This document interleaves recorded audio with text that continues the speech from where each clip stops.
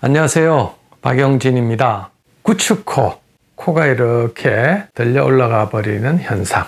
성형수술에 관심이 있으신 분들은 아마 이런 코 성형의 부작용에 대해서 많이 들어보셨을 것입니다. 구축코 주의보, 생소하기도 하고, 아니, 성형 관심 있으신 분들은 그거 나 들어봤어, 이런 얘기 많이 하십니다.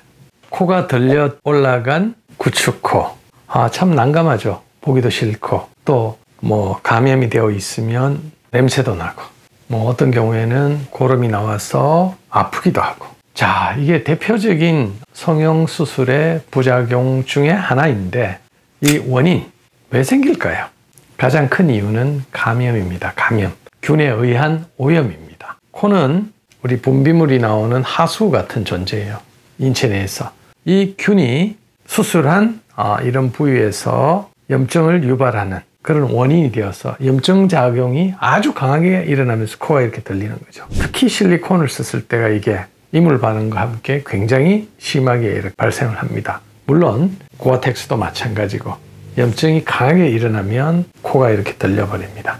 자, 그러면 어떤 분들은 실리콘을 쓰기도 하고 고아텍스를 썼음에도 불구하고 모양도 예쁘고 안전하게 코가 좋은 결과로 수술이 되었는데 수술 이후에 특별하게 내가 잘못한 것도 없는 것 같은데, 또 의사 선생님을 탓할 수도 없는데 이게 왜 이렇게 되었을까? 이건 수술이 잘못됐다고 하기는 굉장히 곤란하죠. 구축코는 하루아침에 오는 게 아니고 서서히 시간이 지나면서, 그러면 코가 이렇게 들려버리면 어디다가 하소연하겠어요? 의사 선생님한테 이야기할 수밖에 없겠죠. 그런데 결국 감염입니다. 수술 중에 생긴 감염이 서서히 생겼을 수도 있겠지만 대부분 보면 일정 시간이 지난 이후에 이 구축하고 오는 현상이 생깁니다. 자, 여기서 그 이유를 다시 한번 짚어봐야 되겠죠.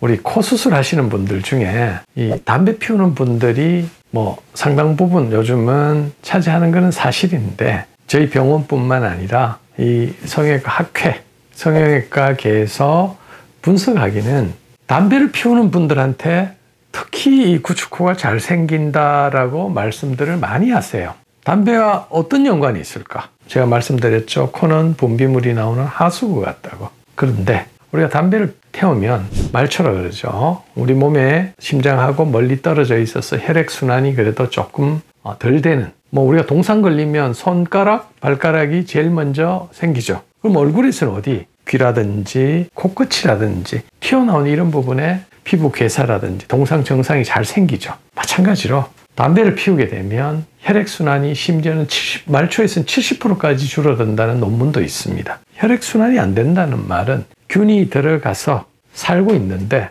이 균을 빨리 제거를 해야 되는데, 즉 하수구를 빨리 처리해야 되는데 이 균이 여기 계속 남아있다 보니까 이제 염증을 일으키는 이유가 되는 거죠. 그런데 구축코를 예방하기 위해서 담배를 피우지 말라, 이러면 반발하시는 분도 상당히 많아요. 하지만 코 수술은 감염 염증과의 싸움이기 때문에 분명히 그러한 주의점은 잘 지켜주셔야만이 오랫동안 부작용 없는 이런 코로 행복한 삶을 사실 수가 있습니다. 갑자기 담배 이야기가 나와서 조금 엉뚱하기도 하고 당황하신 분도 계신 거는 맞는데, 코 성형에 있어서 제일 중요한 부분은 모양도 아주 중요하겠지만 부작용 없는 코. 우리 코 수술하고 해외여행도 다녀야 되고 또 심지어는 수영장에도 가야 되지 않습니까? 근데 염증이 생기면 어떻게 될까요? 예뻐지고 숨을 잘 쉬게 하려고 했던 이런 목적이 다 사라지게 되는 거죠. 그래서 이 주의점, 감염에 취약한 환경에서 피하자. 그래서 술, 담배를 하는 그런 환경에는 당분간 안정화될 때까지는 조심해야 된다고 제가 말씀을 꼭 드립니다.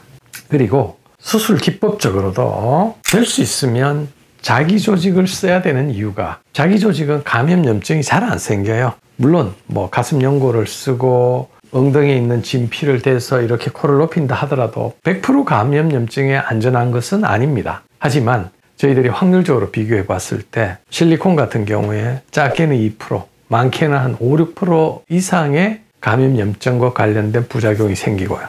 고아텍스는 그보다 훨씬 더 높고요.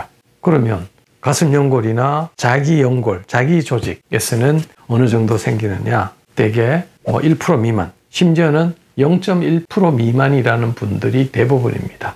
사실 1000명 중에 1명 정도는 확률이 없는 거나 마찬가지죠. 뭐 생기긴 생길 수 있지만 자기한테 해당될 확률은 거의 없다고 생각해도 과언이 아니죠. 그래서 자기 조직을 많이 추천하는데 이제 인공 보형물하고 자기 조직하고 경계 있는 보형물들이 좀 있습니다. 이 보형물들, 예를 들어 기정연골이라고 해서 사체의 연골을 면역 반응을 없애버렸기 때문에 일종의 자기 조직은 아니지만 면역 반응이 없기 때문에 안전한 이런 재료도 있을 수 있고요. 또 인공진피, 인조진피라고 또 그것도 마찬가지 면역 작용을 없앤 이런 재료들이 있습니다. 특히 최근에 인조진피라든지 이런 부분들은 이 바이오 테크놀로지의 발달로 인해서 감염염증의 확률이 확연하게 거의 1% 미만이 되는 것은 확실한 것 같아요. 뭐 저희 경험을 생각을 해봐도 감염염증이 되어서 구축호가 된다 이거는 거의 없었고요. 굳이 뭐 몇 케이스 있다고 하면 흡수되는 인공적으로 만든 인조진피 같은 경우에는 그 흡수율이 되게 예측하기는 굉장히 힘든데 뭐 정상적인 경우는 나중에 1년 지나도 70-80% 이상 다 유지가 되는 것은 사실인데 감염이 된 이런 분들은 아무래도 거기 떨어지겠죠. 그 감염의 원인을 의사 선생님들의 탓만이 아닌 사실은 환자들도 이렇게 같이 책임을 함께 가야 하는 것이 코 수술이면 틀림이 없습니다.